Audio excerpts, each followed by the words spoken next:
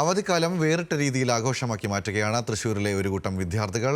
കുടുംബാംഗങ്ങൾക്കും സുഹൃത്തുക്കൾക്കും ഒപ്പം ചക്ക വറുത്തതും വിൽപ്പന നടത്തിയും വ്യത്യസ്തരാകുന്ന ഈ വിദ്യാർത്ഥികൾ അവധിക്കാലത്ത് സ്വന്തം നിലയിൽ വരുമാനം കണ്ടെത്തുകയാണ്. തൃശ്ശൂർ പുത്തൂർ ചെമ്പംകണ്ടത്താണ് കുട്ടിക്കുരുന്നുകൾ ഒത്തുകൂടുന്നത്. പൊതുപ്രവർത്തകനായ ജോർജ് കാക്കശ്ശേരിയുടെ നേതൃത്വത്തിലാണ് കുട്ടികളുടെ ഒത്തുചേരൽ. ബന്ധുക്കളും അയൽവക്കക്കാരുമായ എല്ലാവരെയും കൂടെ കൂട്ടി തന്റെ ബിസിനസ് സംരംഭത്തിൽ പങ്കാളികളാക്കുകയാണ് ജോർജ്. പുത്തൂർ ചെമ്പങ്കണ്ടം എന്ന മലയോര ഗ്രാമത്തിൽ സുലഭമായി ലഭിക്കുന്ന ചക്കകൾ വറുത്ത് വിൽപ്പന നടത്തുന്ന ജോർജിനൊപ്പം അവധിക്കാലമായതിനാലാണ് ഇവരും ചേർന്നത്.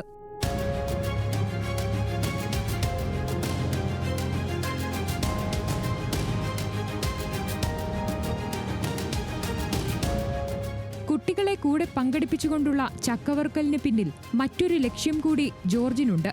സ്വന്തമായി ജോലി ഏൽപ്പിക്കുന്നതിലൂടെ ഉത്തരവാദിത്വമുള്ള ആളുകളാക്കി അവരെ മാറ്റാമെന്നും തെറ്റായ കൂട്ടുകെട്ടുകളിൽ പെടാതെ സംരക്ഷിക്കാമെന്നും ജോർജ് പറയുന്നു. നല്ല കുടുംബം, നല്ല സമൂഹം, നല്ല സർക്കാർ, നല്ല ചിന്താഗതി, നല്ല ആരോഗ്യം, അതിനുവേണ്ടി നമുക്ക് എല്ലാവർക്കും ഒരുമിച്ചൊറ്റക്കെട്ടായി അണിനിരക്കാം.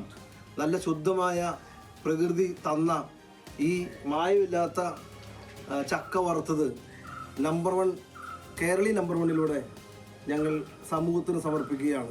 രാവിലെ എത്തുന്ന കുട്ടികൾ ചക്കയിടുന്നതിനും വെട്ടി അരിയുന്നതിനും വറുത്തു കോരുന്നതിനും വൃത്തിയായി പാക്ക് ചെയ്യുന്നതിനും ഒപ്പം കൂടാറുണ്ട്.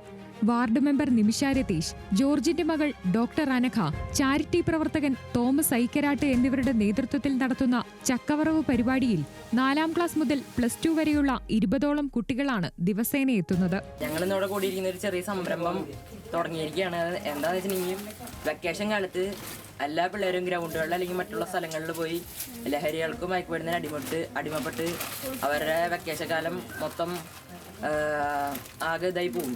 അപ്പം നമ്മുടെ സ്വന്തം അപ്പനമ്മമാരുടെ ഒപ്പം ഒരു ചെറിയൊരു സംരംഭം തുടങ്ങിയിരിക്കുകയാണ്, ചക്ക വറുത്ത്.